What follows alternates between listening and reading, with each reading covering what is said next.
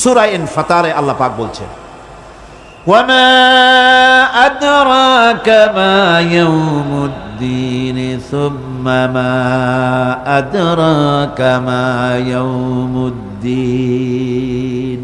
বিচারের দিনটি কি তা তোমাকে কে জানালো?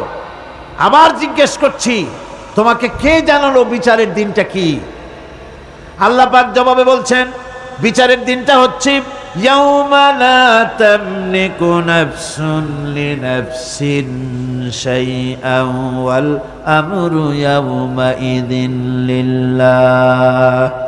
বিচারের দিন হচ্ছে এমন দিন যেদিন কেউ নিজেকে রক্ষা করতে পারবে না, কারো থেকে কেউ নিজেকে রক্ষা করতে পারবে না, নিজেকে কেউ নিজের জন্য কাউকে সাহায্যকারী পাবে না। সমগ্র ব্যাপারটি নিরঙ্কুশভাবে আল্লাহ রাব্বুল আলামিনের হাতে থাকবে। সেই দিনটার নাম কিয়ামত, সেটার নাম পরকাল, সেটার নাম হচ্ছে বিচারের দিন। লাহা মা কাসাবাত ওয়া আলাইহা মাকতাসাবাত। প্রত্যেক মানুষই সেই উপার্জন অনুসারে সেখানে ফল পাবে।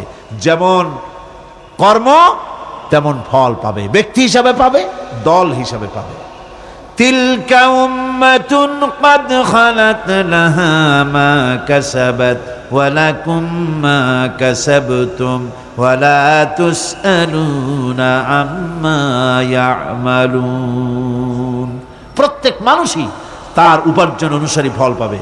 যা সে পাবে তা নিজের উপার্জন ছাড়া আর কিছুই না, আর যে ফল পাবে সেটাও তার উপার্জন। আল্লাহ পাক তো তার বান্দার জন্য জুলুমকারী নন, ঠিক কিনা? আল্লাহ পাক বলছেন, মান আমিলা সালিহান ফালিনাফসিহি ওয়া মান আসাআ ফাআলাইহা ওয়া মা রাব্বুকা বিযাল্লামিল লিল আবিদ।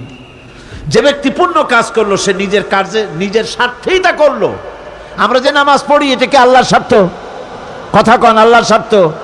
সারা পৃথিবীর সমস্ত মানুষ যদি আল্লাহরে সেজদা দেয়, আল্লাহর ক্ষমতা আরো কিছু কালের জন্য বাড়বে নাকি? সমস্ত মানুষ যদি আল্লাহকে অস্বীকার করে, বিদ্রোহী ঘোষণা করে, বিদ্রোহ ঘোষণা করে, তাতে কি আল্লাহর ক্ষমতা শেষ হয়ে যাবে? নাউযুবিল্লাহি মিন যালিক। যেমন ছিলেন তেমনই থাকবেন।